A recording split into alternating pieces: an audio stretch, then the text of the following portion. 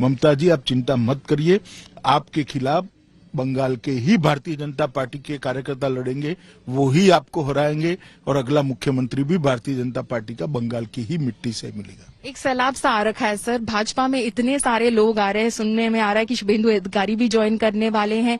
तो ममता बनर्जी का कहना है कि भाजपा जो है पैसे का इस्तेमाल कर रही है।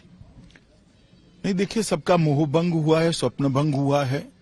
मां मिट्टी और मानुष का नारा लेकर जो निकले थे, उन्होंने तुष्टीकरण टोलबाजी का नजारा देखा है। कहीं पर भी विकास नहीं हुआ, कहीं पर सोनार बांग्ला की दिशा में जाता हुआ बंगाल नहीं दिखता है। सब लोग निराश हो चुके हैं। इतना भय होने के बावजूद भी लोग भारतीय जनता पार्टी ज्वाइन कर रहे हैं। इसका मतलब ही यह है कि इनके लिए अब सहन करने की सारी सीमाएं टूट गई है। भाजपा के लिए लक्ष्य क्या होगा बंगाल में? हमने तो रखा ही है 200 पार, और पूर्ण बहुमत के साथ, बड़े बहुमत के साथ हम यहाँ पर सरकार बनाने जा रहे हैं। सर, ममता बनर्जी का कहना है कि जब आप डीजीपी, सीएस इनको समन करते हैं या फिर सेंट्रल डेप्यूटेशन करवा देते हैं 3 आईपीएस ऑफिसर्स का, क्योंकि वो उस वक्त मौजूद थे जब राष्ट्रीय अध्यक्ष पर उनके कॉन्वॉय पर हमला हुआ, तो आप फेडरल स्ट्रक्चर के यू गोइंग अगेंस्ट इट, आप अनकॉन्स्टिट्यूशनल बिहेव कर रहे हैं। मैं इतना ही पूछना चाहता हूं ममता दीदी को, उन पर किसी भाजपा शासित राज्य पे हमला हुआ तो वो क्या करती? लॉ एंड ऑर्डर स्टेट की जिम्मेदारी है। हमने कोई एंक्रोचमेंट नहीं किया है। भारतीय जनता पार्टी की केंद्र की सरकार संवैधानिक दायरे में ही अपना काम कर रही है। मगर कोई राज्य में ऐसा कैसे हो सकता है कि राष्ट्रीय पार्टी के अध्यक्ष और पार्टी इन पावर के अध्यक्ष जब दौरे पे हो आप उसकी सुरक्षा सुनिश्चित न करो? क्या आप इसे भय फैलाना चाहती हैं? मैं इतना ही कहना चाहता हूं, भारतीय जनता पार्टी के कार्यकर्ता डरेंगे नहीं। 300 से ज्यादा कार्यकर्ता हमारे मारे गए हैं, मगर आज भी हम मैदान में डटे हैं और डटे रहेंगे जब तक हमारा सोनार बांग्ला का लक्ष्य पूरा नहीं होता। ये सिक्योरिटी लैब्स क्या आप मानते हैं सर कि डिलिबरेट है एक तरह से?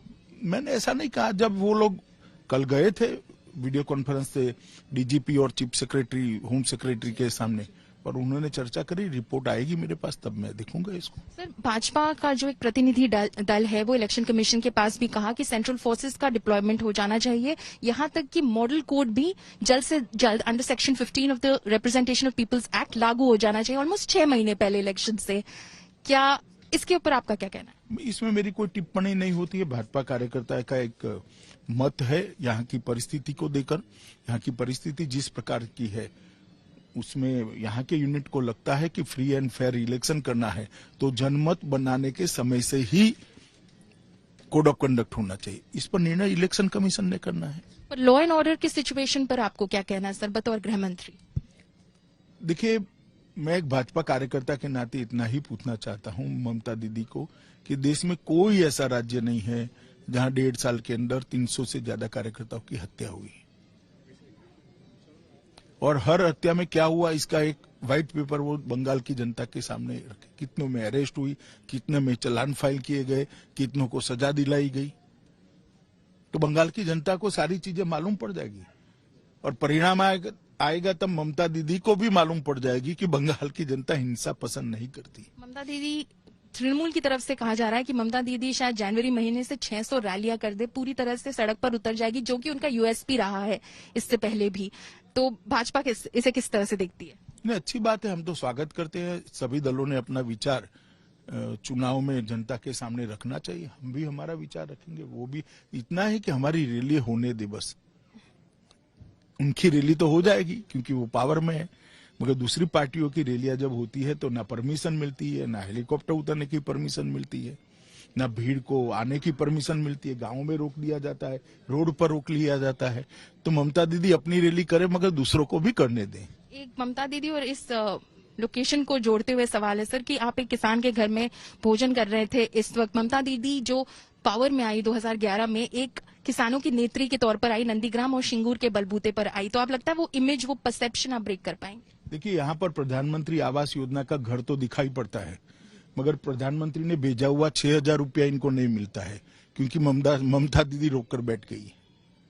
उनको भय है 6,000 रुपया इनको घर पहुंच गया तो मोदी जी की लोकप्रियता बढ़ जाएगी।